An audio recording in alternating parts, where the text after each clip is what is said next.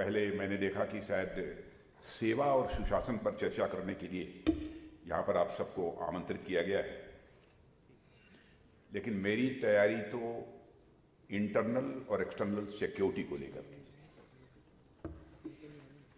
क्या बोलूं, कहां से मैं प्रारंभ करूं, इस कारण हमारे समक्ष एक असमंजस की स्थिति है। लेकिन सेवा सुशासन के बारे में भी कुछ बातें आपके सामने रखूंगा।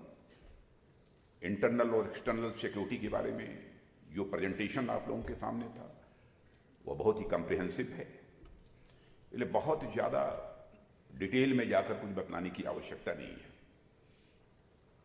जो कुछ भी मैं चर्चा करूंगा अपनी गवर्नमेंट को लेकर ही चर्चा करूंगा, पॉलिटिकल पार्टी की यहां चर्चा नहीं करूंगा, क्योंकि आज तक अपनी पॉलिटिकल लाइफ में कभी भी यूनिवर्सिटी प्रीमाइस के अंदर मैंने कोई पार्टी कार्यक्रम नहीं किया है, उसकी कभी भी मैंने इजाजत भी नहीं दी।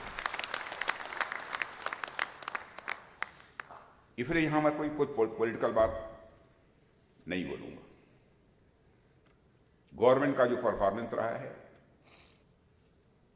9 वर्षों का, कुछ उसके बारे में चर्चा करूंगा और कुछ इंटरनल और एक्सटर्नल सिक्योरिटी हमारे देश की है उसके बारे में चर्चा करूंगा। 9 वर्षों का कार्यकाल हमारे प्राइम मिनिस्टर के नेतृत्व की सरकार का गुजरा है। यदि मैं कहूं कि 9 वर्षों के अंदर हमारी गवर्नमेंट ने बहुत ही क्रांतिकारी और युगांतकारी सुधारों की नींव रखी है, तो यह कहना भी एग्जैगरेशन नहीं होगा। अचीवमेंट तो गवर्नमेंट के बहुत सारे हैं। मैं समझता हूं कि आप लोगों में से बहुत सारे लोगों को गवर्नमेंट के अचीवमेंट्स की बुकलेट भी उपलब्ध हुई होगी, लेकिन सब मिला जुलाकर मैं यह कह सकता हूं कि 9 वर्षों में एक बहुत बड़ा काम यह हुआ है कि अंतर्राष्ट्रीय जगत में भारत की प्रतिष्ठा बढ़ी है। अंतर्राष्ट्रीय जगत में भारत का कद बढ़ा है। पहले अंतर्राष्ट्रीय मंचों पर भारत यदि कुछ बोलता था तो भारत की बातों को जितनी गंभीरतापूर्वक लिया जाना चाहिए वह नहीं लिया जाता था, लेकिन आज अंतर्राष्ट्रीय मंचों पर भारत कुछ बोलता है तो सारी दुनिया कान खोलकर सुनती है कि भारत बोल क्या रहा है। यह हैसियत सारी दुनिया में भारत की बनी है। भारत की प्रतिष्ठा का अंतर्राष्ट्रीय जगत में मूल्यांकन करना हो, हमारे प्राइम मिनिस्टर की जो इस बार की विदेश यात्रा थी, इसके पहले की जो उनकी विदेश यात्रा थी, उस दौरान भी आप देखें एक कंट्री का प्राइम मिनिस्टर यह कहता है अब्बास हैं। दुनिया का जो सबसे ताकतवर देश अमेरिका माना जाता है, अमेरिका का प्रेसिडेंट मिस्टर जो बाइडेन यह कहते हैं ग्लोबली आप इतने पॉपुलर हो कि आपका ऑटोग्राफ लेने की इच्छा हो रही है। और पापुआ न्यू गिनी का प्राइम मिनिस्टर अपनी respect from inner core of heart express करने के लिए वो पैर छूता है। पैर छूना यह कोई छोटी बात नहीं है। यह जो कुछ भी हुआ है, मैं समझता हूं कि इन सब सारे लोगों ने भारत के प्रति सम्मान की अभिव्यक्ति की है। हर भारतवासी का यह सम्मान है। यह केवल प्राइम मिनिस्टर का ही सम्मान नहीं है। यह हैसियत भारत की बनी है और बड़े उत्साह के साथ भारत अब तेजी से आगे बढ़ रहा है। और मुझे तो प्राइम मिनिस्टर की वह बात याद आती है जब उन्होंने कहा था 2014 में हम और वह, मैं पार्टी के राष्ट्रीय अध्यक्ष के रूप में, वो प्राइम मिनिस्ट्रियल कैंडिडेट के रूप में एक सार्वजनिक सभा में मौजूद थे। उन्होंने कहा था सौगंध मुझे इस मिट्टी की, देश नहीं मिटने दूंगा, देश नहीं झुकने दूंगा।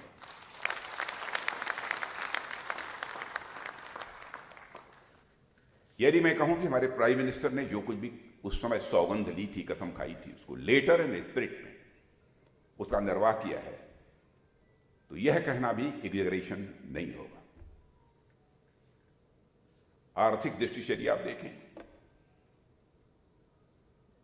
2014 में जब हमारी गवर्नमेंट बनी थी तो उस समय इकोनॉमी की साइज के मामले में भारत दुनिया में लगभग 10वें 11वें स्थान पर खड़ा था।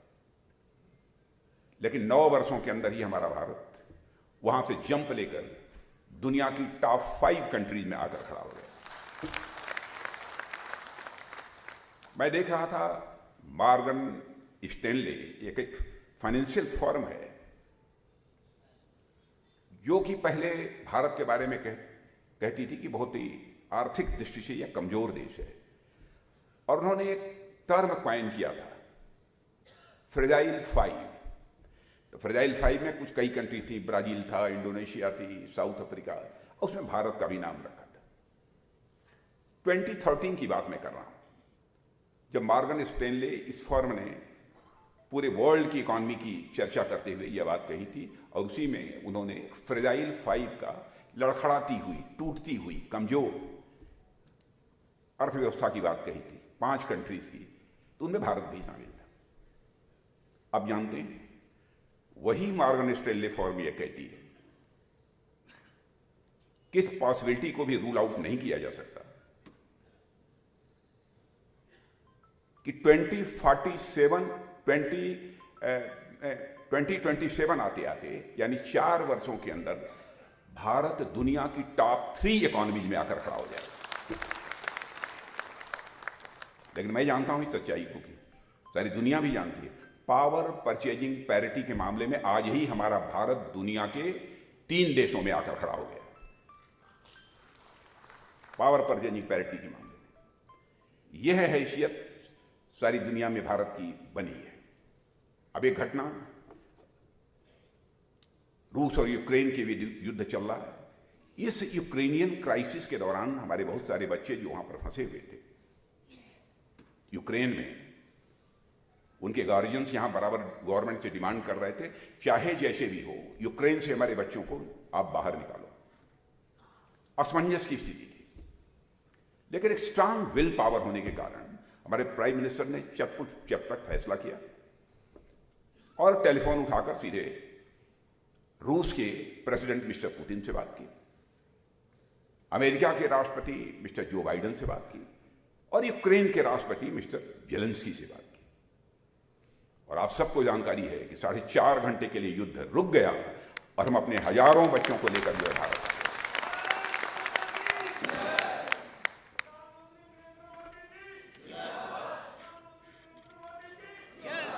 भारत के बारे में एक धारणा यह भी थी कि भारत बहुत कमजोर देश है,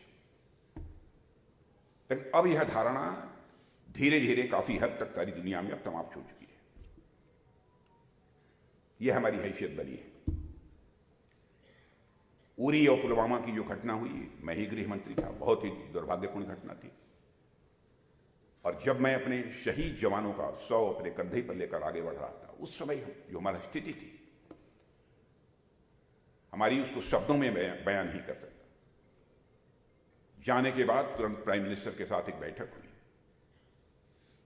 बहनों भाइयों, मैं इस प्राइम मिनिस्टर के विल पावर की मैं सराहना करना चाहूंगा।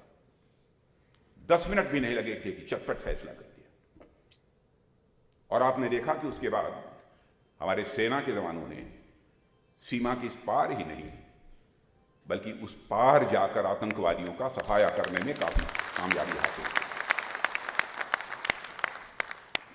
यानी भारत की ने यह मैसेज सारी दुनिया को देने में कामयाबी हासिल की कि भारत अब पहले जैसा भारत नहीं रहा, भारत ताकतवर भारत बनता जा रहा है। जरूरत पड़ी तो भारत सीमा के इस पार भी मार सकता है, और जरूरत पड़ी तो सीमा के उस पार भी जाकर भारत मार सकता है। यह सब सारी चीजें मैंने विशेष रूप से इसलिए कही कि जिनके कारण की भारत की प्रतिष्ठा अंतर्राष्ट्रीय जगत में बढ़ी है। कमिटमेंट का जहां तक प्रश्न है, पार्टी का अध्यक्ष होने के नाते और उसके पहले भी सामान्यतः इलेक्शन मैनिफेस्टो जब तैयार होता रहा है, तो पिछले 2 चुनावों से हमारी उसमें प्रमुख भूमिका रही है। 2014 में तो स्वयं ही नेशनल प्रेसिडेंट था पार्टी का, इस कारण रोल था ही, सब कुछ देखना ही था। उस समय भी प्राइम मिनिस्टर हमसे कहते थे कि राजनाथ जी, मैं जानता हूं कि आप नहीं होने देंगे, लेकिन पूरा प्रिकॉशन लीजिएगा, अक्षर से देख लीजिएगा कि हम जो कह रहे हैं वो होना चाहिए। 2019 में जब मैं पार्टी अध्यक्ष नहीं था, गृह मंत्री था, तो उसमें उन्होंने कहा कि इलेक्शन मैनिफेस्टो यदि किसी की चेयरमैनशिप में बनेगा तो राजनाथ सिंह की चेयरमैनशिप में बनेगा, और वह कमेटी हमारी चेयरमैनशिप में बनेगी। और उन्होंने कहा सावधानी बरतिए, ऐसा कुछ ना हो कि हम कमिट कर दें इस देश के साथ और हम उसको पूरा नहीं कर पाए। और यह बात मैं समझ रहा था कि ये क्यों कह रहे हैं, क्योंकि सच्चाई को कोई नकार नहीं सकता। बहुत पॉलिटिकल लीडर्स कहते कुछ हैं, करते कुछ हैं,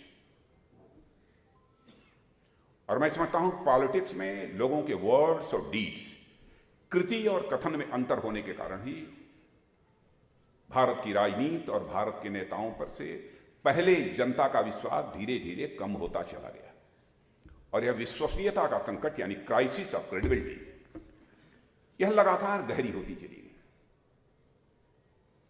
लेकिन मैं कह सकता हूं कि हमारे प्राइम मिनिस्टर ने यह संकल्प लिया कि हम भारत की राजनीति में पैदा हुई इस क्राइसिस ऑफ क्रेडिबिलिटी को हम चुनौती के रूप में स्वीकार करते हैं और इस पर विजय प्राप्त करेंगे। उठाकर देख लीजिए मैनिफेस्टो, जो कहा था अक्षर से उसका पालन किया, जो कहा था अक्षर से उसका पालन किया। मैं मानता हूं कि डेमोक्रेटिक कंट्रीज में क्रेडिबिलिटी का होना पॉलिटिशियंस का यह बहुत ही आवश्यक है, और बहुत बड़ी पूंजी होती है ये क्रेडिबिलिटी। तो उसको भी स्टैब्लिश करने में हम लोगों ने काफी हद तक एक बड़ी कामयाबी हासिल की है। करप्शन की बात मैं करता हूं। प्राइम मिनिस्टर ने कहा था कि न मैं खाऊंगा और न खाने दूंगा। तो लोगों ने कहा क्या कह रहे हैं, न खाऊंगा न खाने दूंगा। सच्चाई यह है कि मुझे भी पहले समझ में नहीं आ रहा था कि ठीक है आप खाएंगे नहीं, मान लिया, खाने नहीं देंगे यानी भ्रष्टाचार पर आप अंकुश कैसे लगा देंगे? मेरे सामने भी असमंजस की स्थिति, मैं सोच नहीं पा रहा था। वो प्रधानमंत्री बन चुके थे, महीने डेढ़ महीने के बाद की बात है, मैं गृह मंत्री के रूप में, हम दोनों लोग बैठे थे और एक वो मीटिंग उन्होंने आमंत्रित की थी, उसमें मुझे भी बुलाया था। उस समय प्रधानमंत्री जनधन योजना के अंतर्गत सभी के अकाउंट्स खोलने की बात हो रही थी। तो मैं बैठक समाप्त होने के बाद मैंने कहा कि ये बताइए मोदी जी कि इतनी जल्दी सब अकाउंट्स खुल जाएंगे लोगों के? उन्होंने कहा खुलेंगे। मैंने कहा इसका पर्पज क्या है? कहा राजनाथ जी आगे देखिए।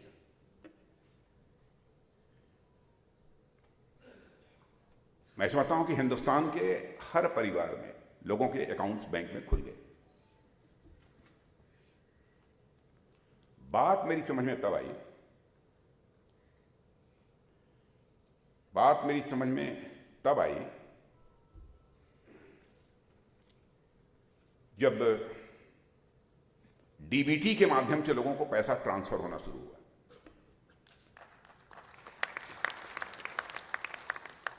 और मुझे बात राजीव गांधी जी की याद आई। राजीव गांधी जी हमारे देश के प्रधानमंत्री थे। उन्होंने कहा कि मैं क्या करूं, मैं 100 पैसा ऊपर से भेजता हूं, बामुश्किल 15 पैसा नीचे तक लोगों के पास पहुंच पाता। ये प्रकार से लाचारी व्यक्त की थी। मैं प्रधानमंत्री राजीव गांधी की आलोचना नहीं कर रहा हूं, और सामान्यतः राजनीतिक क्षेत्र में काम करते हुए मुझे आपने कभी नहीं सुना होगा मैंने किसी प्रधानमंत्री को क्रिटिसाइज किया। पॉलिसी को लेकर तो जरूर कुछ बातें हो सकती, मैं क्रिटिसाइज नहीं कर रहा हूं, क्योंकि मैं मानता हूं कि प्रधानमंत्री, राष्ट्रपति ये व्यक्ति नहीं होते, संस्था होते हैं। They are not individual but they are institutions. इसलिए मैं आलोचना नहीं कर रहा। उन्होंने एक मजबूरी व्यक्त की थी प्राइम मिनिस्टर रहते हुए, और उसको चैलेंज के रूप में यदि किसी ने स्वीकार किया तो आज के प्राइम मिनिस्टर श्री नरेंद्र मोदी जी ने स्वीकार किया। आज यदि 100 पैसा बैंकों से चलता है, 100 का 100 पैसा लोगों की जेब में पहुंच रहा है। करप्शन केवल भाषण देकर न तो मिनिमाइज किया जा सकता है रूट आउट करना तो बहुत बड़ी बात है। मैं यह दावा नहीं कर रहा हूं कि करप्शन को हमने रूट आउट कर दिया, ये कोई नहीं कर सकता। पता नहीं सतयुग में रहा होगा कि नहीं रहा होगा, मैं नहीं जानता। लेकिन करप्शन को भाषण देकर मिनिमाइज नहीं किया जा सकता।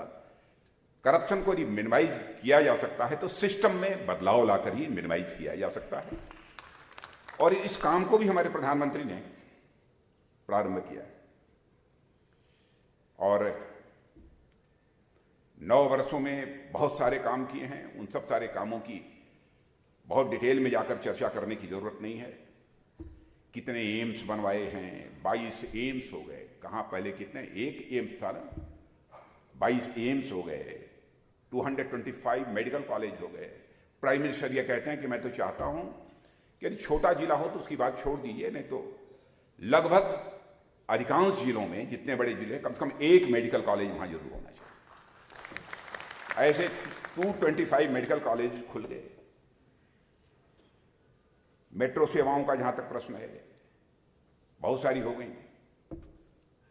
एक बहुत बड़ी बात हुई है नौजवानों के अंदर, एक सेंस ऑफ कॉन्फिडेंस, एक विश्वास का भाव जो पैदा हुआ है, और साथ ही साथ एक, जिसे कहते हैं ना, कुछ नया करने की, कुछ नया कर कुछ निकालने की एक जो ललक होती है मन के अंदर, वह नौजवानों के अंदर पैदा हुई है। एक आत्मविश्वास पैदा हुआ है।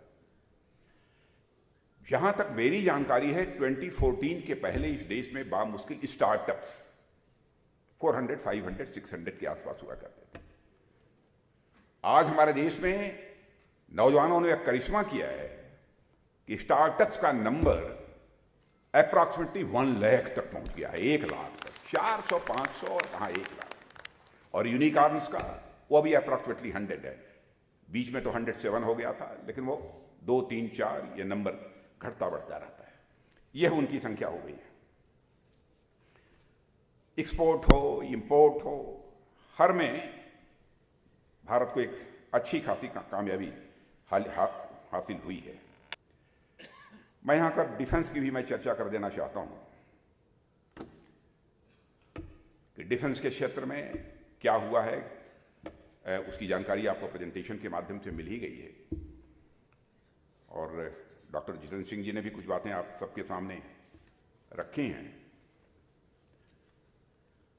लेकिन प्रारंभ से ही हमारे प्राइम मिनिस्टर का कहना था कि हमको सेल्फ रिलायंस, आत्मनिर्भरता हासिल करने की जरूरत है। हम बराबर तोप हों, गोले हों, एमिनिशंस हों, जो कुछ भी हों, मिसाइल्स, हर चीज बाहर से ही बराबर इंपोर्ट करते रहेंगे। आज ये नहीं कह रहा हूं कि अब हमने इंपोर्ट करना बंद कर दिया है। आज हमारी आवश्यकता है, हम अपनी डिफेंस प्रिपेयर्डनेस किसी भी सूरत में कमजोर नहीं होने देंगे। जरूरत है तो थोड़ा करेंगे, कर रहे हैं, लेकिन इन सब सारे डिफेंस आइटम्स की मैन्युफैक्चरिंग भी हम भारत में प्रारंभ कर चुके हैं और उसको लगातार आगे बढ़ा रहे हैं। और डिफेंस मैन्युफैक्चरिंग जो हम यहां कर रहे हैं, उसका परिणाम यदि देखना हो तो लगभग 900 करोड़ का एक्सपोर्ट 2013 में भारत का होता था डिफेंस आइटम्स का। आज वह एक्सपोर्ट बढ़कर 16,000 पहुंच गया है। और मैं समझता हूं कि कुछ ही महीनों के अंदर वह 20,000 करोड़ क्रॉस करेगा, जो अब तक की बातचीत हुई है। इस क्षेत्र में भी सरकार ने काफी काम किया है और कुछ मेजर डिसीजंस भी हम लोगों ने डिफेंस के क्षेत्र में लिए हैं, जिसके कारण इस प्रकार की स्थिति पैदा हुई है। और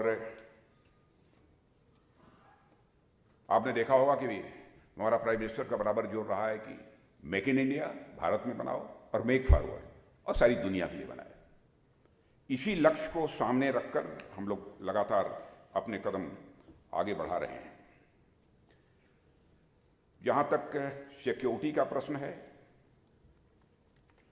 सिक्योरिटी के फ्रंट पर भी गवर्नमेंट ने बहुत कुछ किया है। हमारे लिए राष्ट्रीय सुरक्षा की दृष्टि से 4 डायरेक्टिव प्रिंसिपल्स हैं, नीति निर्देशक तत्व हम जिसे कहते हैं।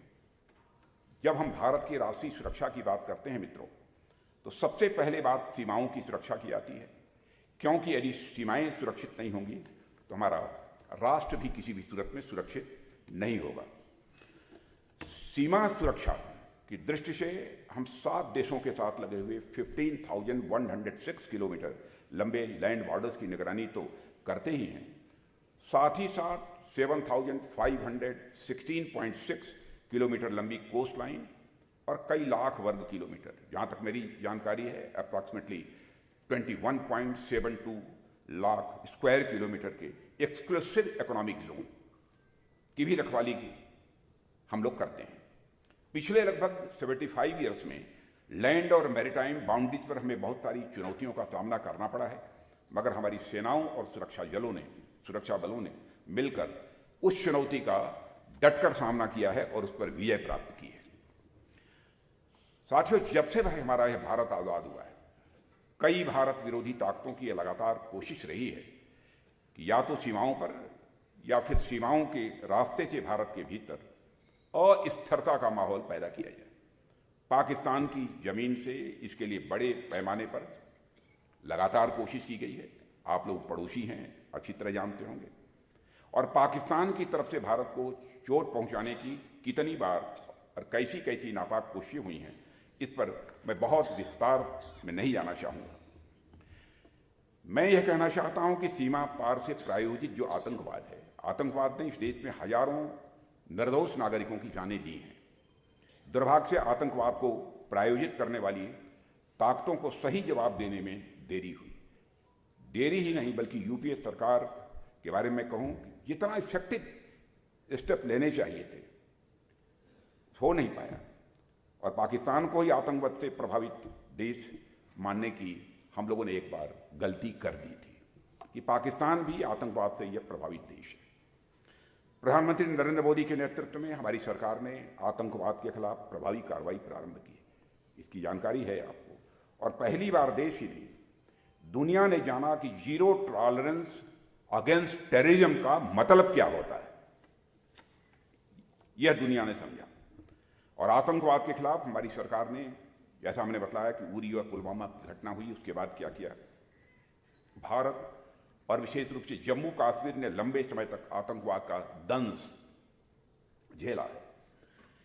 और यहां के लोग इस बात को भी अच्छी तरह जानते हैं कि आतंकवाद का जहर समाज को कैसे जड़ों से खोखला कर देता है। आतंकवाद का पूरा नेटवर्क यहां जम्मू और कश्मीर में दशकों से काम कर रहा था। आज उस नेटवर्क को काफी हद तक कमजोर करके उसके खिलाफ सख्त कार्रवाई की गई है। और हमने आतंकवाद की फंडिंग पर भी रोक लगाई है, हथियारों और ड्रग्स की सप्लाई पर भी हमने रोक लगाई है। और आतंकवादियों के सफाई के साथ साथ जो अंडरग्राउंड वर्कर्स का नेटवर्क यहां काम करता था, उसे भी छिन्न भिन्न करने की हम लोगों ने भरपूर कोशिश की है। और इस काम को करने के लिए जहां पर विल पावर की जरूरत होती है, वहीं उन कंस्ट्रेंट्स को भी समाप्त करने की भी जरूरत थी, और जो ऐसे राष्ट्र विरोधी ताकतों के खिलाफ प्रभावी करने की राह में बाधा बनते हैं। और साथियों, आर्टिकल 370-35A को लेकर जो कुछ भी करना चाहिए वो हम लोगों ने किया, कमिटमेंट था, उस कमिटमेंट को पूरा किया। और हमने इस धारा 370 को समाप्त कर दिया, और दशकों में जो नाइंसाफ जम्मू और कश्मीर की जनता के साथ हो रही थी नाइंसाफी, उनके साथ हम लोगों ने इंसाफ किया है।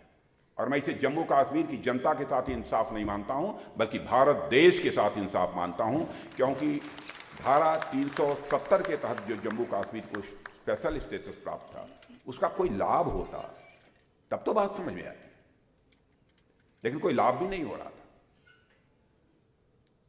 इसलिए हमको समाप्त करना पड़ा। आतंकवाद को स्टेट पॉलिसी की तरह इस्तेमाल करने वाले देशों को यह अच्छी तरह से समझना होगा कि यह खेल अब लंबा नहीं चलने वाला है। आतंकवाद के खिलाफ आज दुनिया के अधिकांश बड़े देश एक मत हो चुके हैं और एक मन हो चुके हैं। एक समय था जब दुनिया का सबसे ताकतवर देश अमेरिका आतंकवाद को एक पॉलिटिकल वेपन की तरह देखता था, पर 9/11 की घटना के बाद उसका नजरिया बदला और अमेरिका यह मानता है कि आतंकवाद मानवता के खिलाफ एक वैश्विक अपराध है और terrorism is a global crime against humanity. अब अमेरिका भी यह बोलता है, यहां तक कि मुस्लिम देशों में भी यह नजरिया बन चुका है कि टेररिज्म इज अनएक्सेप्टेबल। यानी भारत जो बात कई सालों से कह रहा था, वही बात अब लगभग पूरी दुनिया मानने लगी है। अभी प्रधानमंत्री मोदी जी ने अमेरिकी राष्ट्रपति मिस्टर जो बाइडेन के साथ एक ज्वाइंट स्टेटमेंट जारी किया है। शायद समाचार पत्रों में आपने उसे देखा होगा और उसे पढ़ने पर साफ पता चलता है कि आज भारत ने आतंकवाद के मुद्दे पर कैसे अमेरिका सहित पूरे विश्व की मानसिकता को बदलने में कामयाबी हासिल की है। पूरे विश्व की मानसिकता आप उठाकर पास हिस्ट्री देख लीजिए बहुत सारे देशों की कि आतंकवाद के मुद्दे पर उनकी क्या अप्रोच रही है। इस ज्वाइंट स्टेटमेंट में एक बात साफ हो गई है कि यूएन लिस्टेड टेरर ऑर्गेनाइजेशंस, जिनमें लश्कर-ए-तोयबा, जैश-ए-मोहम्मद, हिजबुल मुजाहिदीन शामिल हैं, उनके खिलाफ कंसर्टेड एक्शन होना चाहिए। यह अमेरिका और इंडिया के बीच का जो ज्वाइंट स्टेटमेंट है उसमें यह बात कही गई। और इस ज्वाइंट स्टेटमेंट में यह भी कहा गया है कि पाकिस्तान अपने यहां होने वाली हर आतंकी कार्रवाई पर लगाम लगाए और अपनी जमीन का इस्तेमाल, यह अमेरिका भी बोल रहा है, ध्यान दीजिएगा जो लोग पास हिस्ट्री जानते होंगे, और अपनी जमीन का इस्तेमाल इसके लिए किसी भी सूरत में न होने दे। साथ ही 26/11 और पठानकोट के हमलों के दोषियों पर कार्रवाई करे। पहली बार यह स्टेटमेंट आया। इसी तरह टेरर फंडिंग को समाप्त करने पर भी ज्वाइंट स्टेटमेंट में बात की गई है। यह छोटी कामयाबी नहीं है, क्योंकि इससे सिद्ध हो गया है कि भारत जो कुछ भी पाकिस्तान प्रायोजित आतंकवाद को खत्म करने के लिए कर रहा है वह सही दिशा में जा रहा है। साथियों, स्वाभाविक है कि पाकिस्तान के हुक्मरानों को इस ज्वाइंट स्टेटमेंट से मिर्ची लगेगी। उनकी तरफ से फिर से वही रटा रटाया बयान आया है कि भारत दुनिया का कश्मीर से ध्यान हटा रहा है। हम मान गए इस बात को। काफी हद तक कश्मीर के मुद्दे से दुनिया का ध्यान हटाने में कामयाबी हमने हासिल की है। मैं पाकिस्तान की सरकार को भी स्पष्ट बतलाना चाहता हूं कि कश्मीर की रट लगाकर कुछ हासिल नहीं होगा। अपना घर संभालिए और जिस तरीके के हालात वहां हैं उसमें कुछ भी जाए तो ऐसा आश्चर्य आपको नहीं होना चाहिए। साथियों, जम्मू और कश्मीर का एक बड़ा हिस्सा जिसे कि पाक ऑक्युपाइड कश्मीर के रूप में हम जानते हैं, वहां के लोग देख रहे हैं कि इस तरफ लोग अमन और चैन के साथ अपनी जिंदगी बिता रहे हैं, यानी भारत में, और वहां जब पाकिस्तान की सरकार के द्वारा जब उन पर जुल्म किया जाता है, नाइंसाफी की जाती है, तो उन्हें तकलीफ होती है। मैं पाक ऑक्युपाइड कश्मीर के लोगों की बात में कर रहा हूं। पीओके पर सिर्फ गैर कानूनी कब्जा कर लेने से पाकिस्तान की कोई लोकस स्टैंडाई नहीं बनती है। भारत की संसद में पीओके को लेकर एक सर्वसम्मत प्रस्ताव पारित है कि वह भारत का ही हिस्सा था, है और आगे भी हम मानते रहेंगे। और इस मंशा को एक नहीं, कम से कम 3 प्रस्ताव संसद में इस मंशा को लेकर पारित किए जा चुके हैं। साथियों, हमारा अब तो आप ये देख रहे हैं कि पीओके में क्या हो रहा है। मैंने एक बार कहा था कि मुझे लगता है कि बहुत ज्यादा हमको कुछ करने की जरूरत नहीं पड़ेगी। पाक ऑक्युपाइड कश्मीर के लोगों पर जो जुल्म ढाया जा रहा है, वहीं से यह डिमांड उठेगी कि हमको भारत में अपने को मर्ज करना है। और आपने देखा होगा टेलीविजन के पर्दे पर कई बार वहां के लोग स्लोगन, नारे लगा रहे हैं कि हमको भारत में मर्ज करो। यह कोई छोटी बात नहीं है। साथियों, हमारा दूसरा पड़ोसी देश चीन है। चीन के साथ भी कई बार कुछ मुद्दों को लेकर मतभेद हो जाता है, मगर सच है कि लंबे समय से चीन के साथ सीमा को लेकर एक पर्सनल डिफरेंस है ही।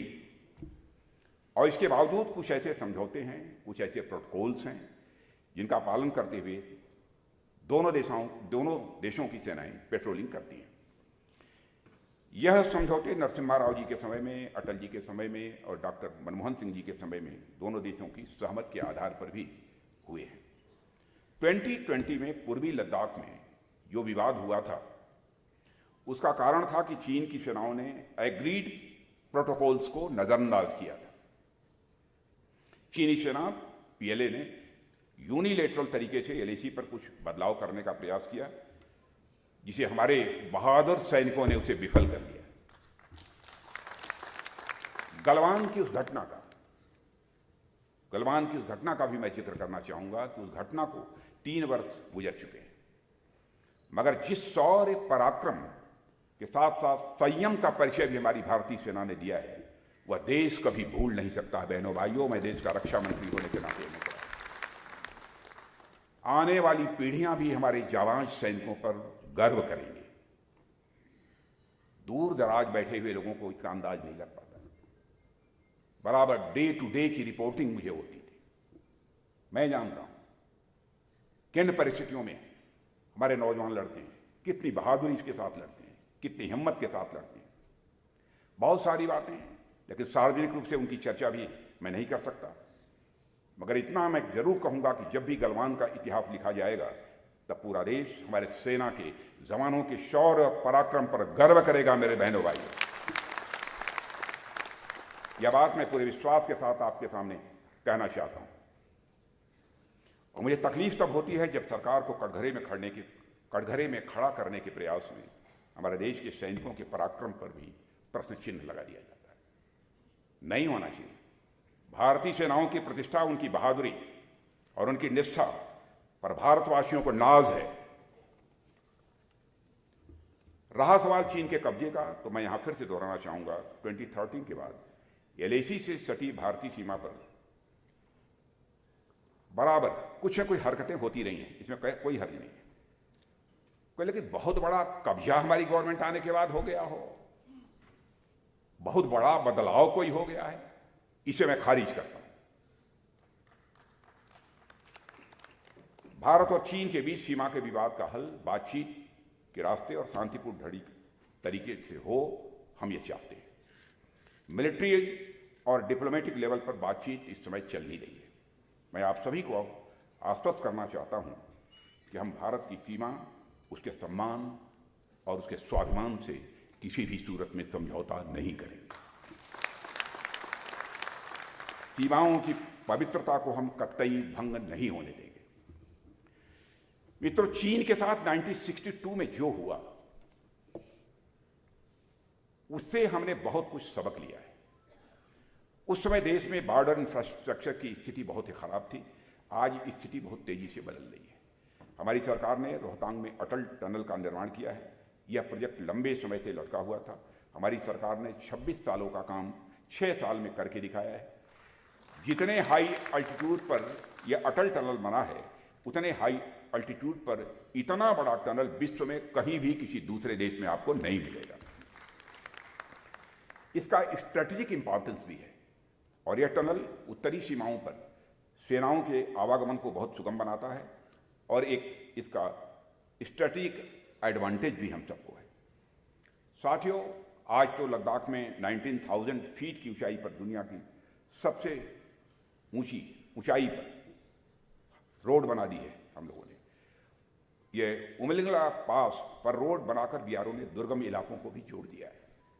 अब बॉर्डर रोड ऑर्गेनाइजेशन लद्दाख में 135 किलोमीटर लंबा एक और हाईवे बना रहा है, जो डेमचोक और चुशूल को जोड़ देगा।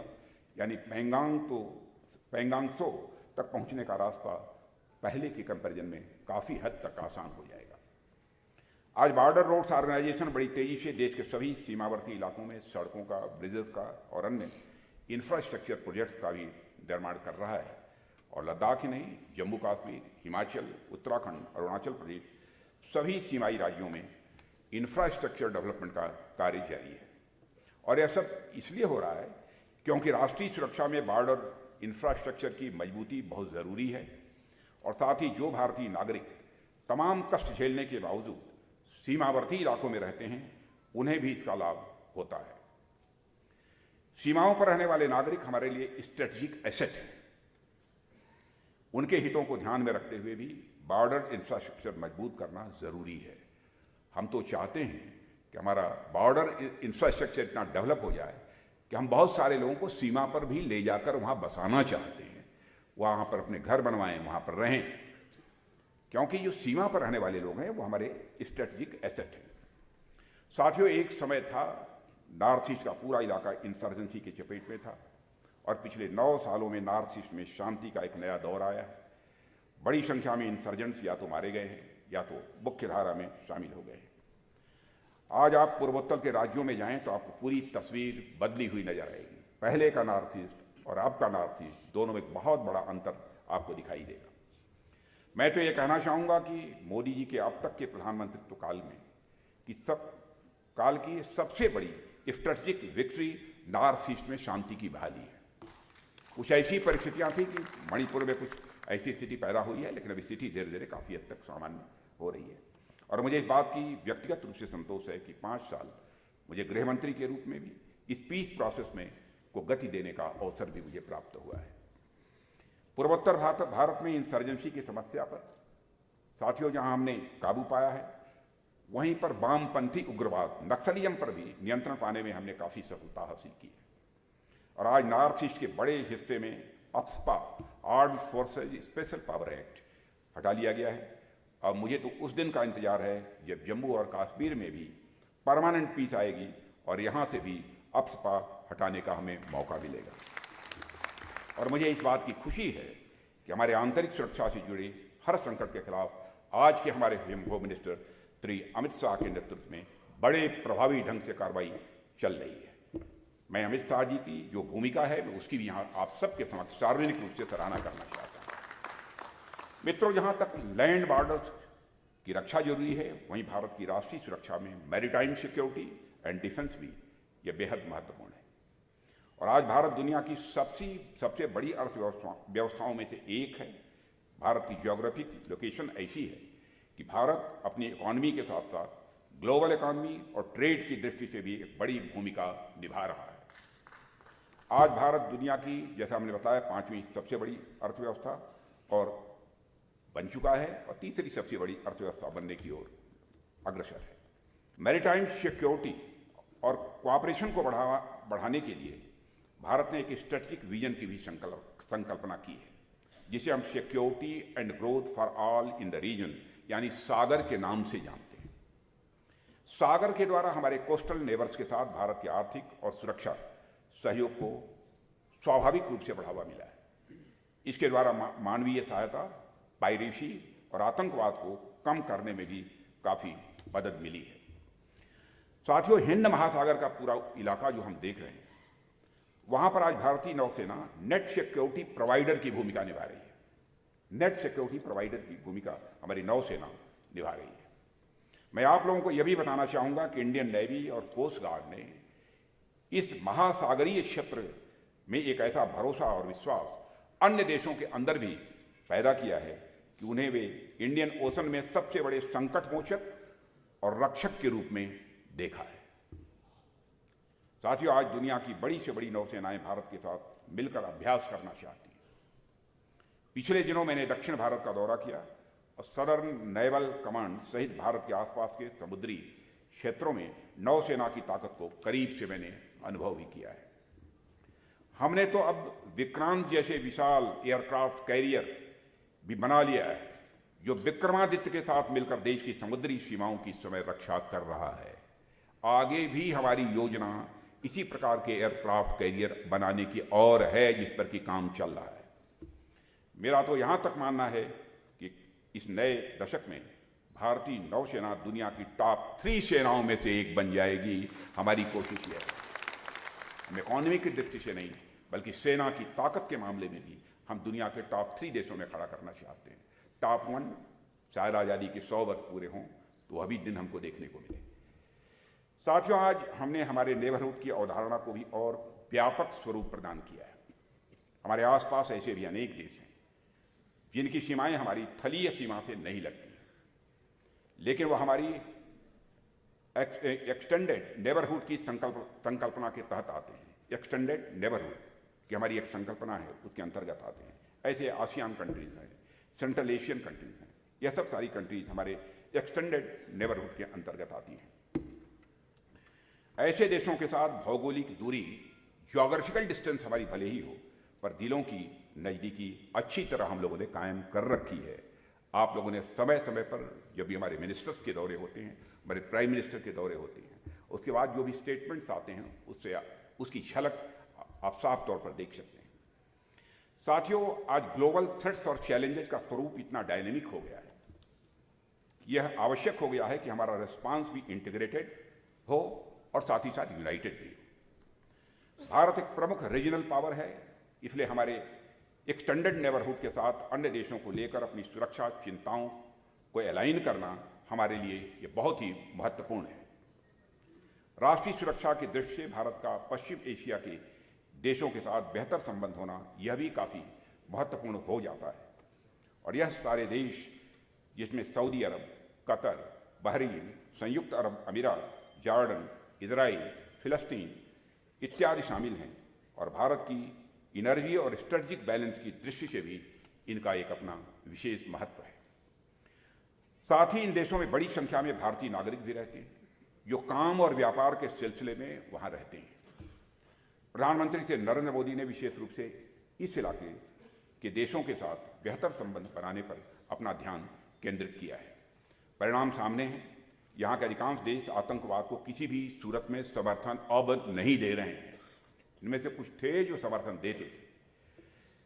इससे हमारे सुरक्षा संबंधों में काफ़ी सुधार हुआ है और सकारात्मक परिणाम साथियों अब सामने आ रहे हैं। भारत की नेबरहुड फर्स्ट, एक्ट ईस्ट और इंडो पैसिफिक पॉलिसी आपस में एक दूसरे से ये जुड़ी हुई है। साथियों, आजकल इंडो पैसिफिक की खूब चर्चा हो रही है, आप लोगों ने समाचार पत्रों में भी देखा होगा। भारत का दृष्टिकोण इंडो पैसिफिक के लिए काफ़ी पॉजिटिव है, सकारात्मक है, और भारत की क्षेत्र में मजबूती हमारी राष्ट्रीय सुरक्षा के हित में है। मैं आपको ये बताना चाहूँगा कि आने वाले दिनों में इंडो पैसिफिक का क्षेत्र बहुत अहम होने वाला है। और मित्रों, इस ग्लोबलाइज्ड और इंटीग्रेटेड वर्ल्ड में भारत की सिक्योरिटी सिनेरियो का समीकरण तब तक सही नहीं बैठेगा जब तक कि विश्व में मेजर पावर्स के साथ हमारा अच्छा तालमेल न हो। और भारत ने विश्व के ट्रेडिशनल सुपर पावर्स जैसे अमेरिका और रूस के साथ भी बहुत ही सौहार्दपूर्ण तरीके से संबंधों का निर्वाह किया है। कभी कभी कुछ लोगों को कंफ्यूजन भी होता है, लेकिन उसकी चिंता नहीं है। जो भारत के हित में होगा वो हम करेंगे। जबकि इसके साथ साथ हमने ग्लोबल इकोनॉमिक पावर हाउसेज जैसे जापान और साउथ कोरिया के साथ भी अच्छे संबंध बनाए हैं। आज भारत अमेरिका का संबंध वास्तव में एक नेचुरल एलाई के रूप में देखा जा रहा है, और दोनों ही देशों में एक बड़ी समृद्ध लोकतांत्रिक परंपरा, रिच डेमोक्रेटिक ट्रेडिशंस भी हैं, और अब सुरक्षा की दृष्टि से भी दोनों देश बेहद करीब एक दूसरे के आ रहे हैं। और अमेरिका के साथ हमने स्ट्रेटजिक पार्टनरशिप की है, जो हाल में और अधिक गहरी हुई है। साथियों, हम भारत अमेरिका डिफेंस कोऑपरेशन को भी प्रायोरिटी दे रहे हैं, और दोनों देशों के बीच मिलिट्री टू मिलिट्री इंगेजमेंट के विस्तार और information sharing, artificial intelligence, cyber और अंतरिक्ष आपसी लॉजिस्टिक सपोर्ट जैसे क्षेत्रों में भी सहयोग बड़ी तेजी से आगे बढ़ा है। आज भारत अमेरिका रक्षा सहयोग एक नए युग में प्रवेश कर चुका है। अभी प्रधानमंत्री मोदी जी का दौरा हुआ है, वह डिफेंस कोऑपरेशन की दृष्टि से बड़ा ही लैंडमार्क इवेंट है।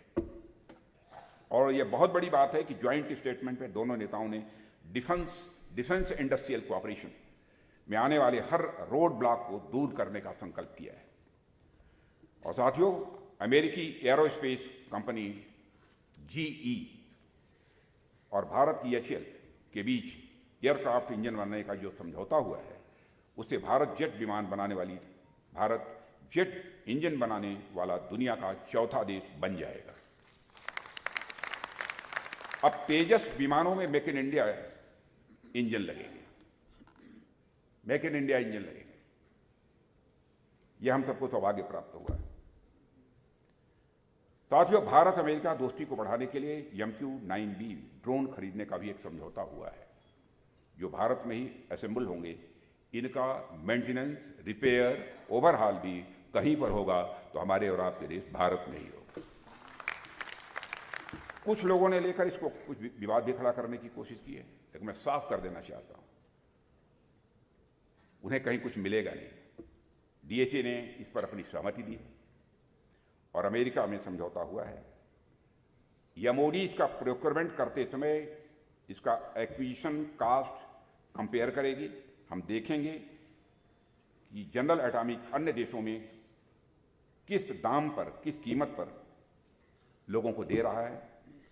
प्रोक्योरमेंट के जो भी इस्टेब्लिश प्रोसीजर हैं, उन सारे इस्टेब्लिश प्रोसीजर को फॉलो करते हुए ही इसे लिया जाएगा।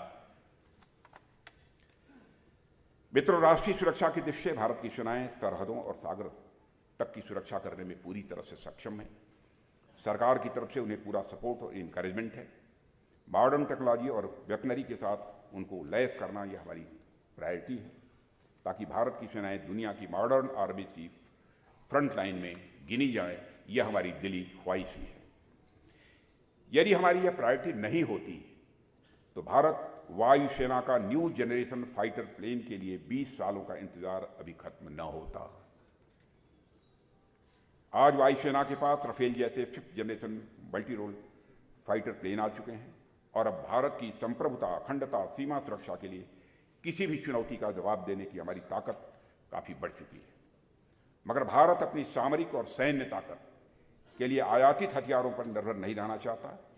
इसलिए इस दृष्टि से, जैसा मैंने कहा, make in India, make for the world, यह जो हमारे प्रधानमंत्री जी का स्लोगन था, उसी आधार पर हम आगे बढ़ रहे हैं। और हमारा संकल्प है कि भारत को रक्षा क्षेत्र में आत्मनिर्भर बनाकर ही हम दम लेंगे। साथियों, राष्ट्रीय सुरक्षा का ताना बाना आप सभी जानते हैं कि तभी मजबूत होगा जब भारत अपनी रक्षा जरूरतों को पूरा करने के लिए दूसरों पर निर्भर न रहे।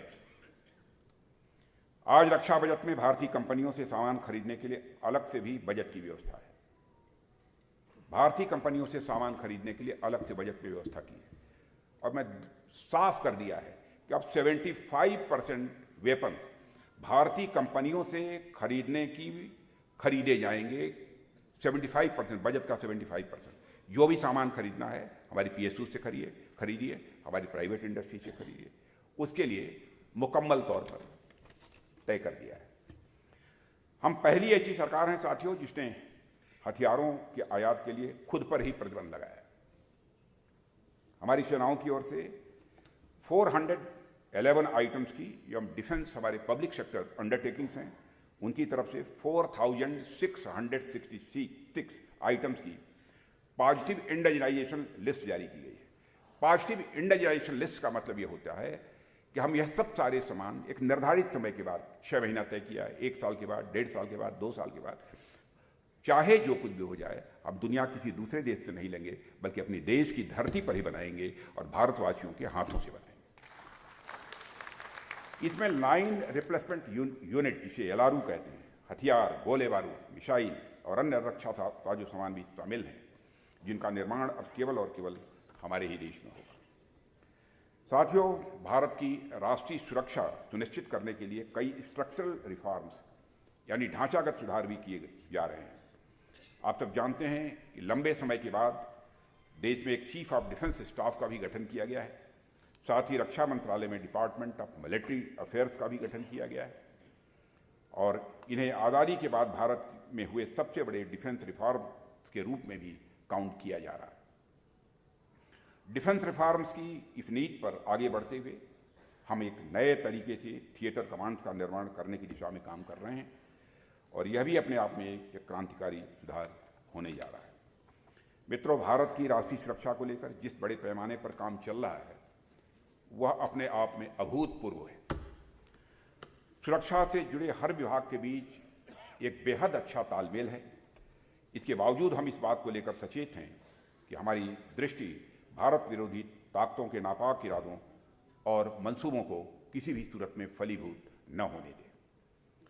आज का विषय तो कुछ और था, जिस पर कि मैंने प्रारंभ में 10-15 मिनट के अंदर अपनी बातें रखी, लेकिन मैंने सोचा कि इंटरनल और एक्सटर्नल सिक्योरिटी पर भी चूंकि प्रेजेंटेशन सामने हुआ है, इसलिए उस पर भी मैं अपनी बात रख दूं, इसलिए यह बात मैंने आपके समक्ष रखी है। लेकिन यह विषय ऐसा है कि कोई भी समय सीमा इसके लिए कम होगी और मैं इतना विश्वास के साथ कह सकता हूं कि इस समय जो देश में सरकार प्रधानमंत्री के नेतृत्व में चल रही है, हम किसी भी सूरत में राष्ट्रीय सुरक्षा, राष्ट्रीय स्वाभिमान और राष्ट्रीय उत्थान के मुद्दे पर कोई समझौता नहीं करेंगे, चाहे जिस हद तक जाना हो।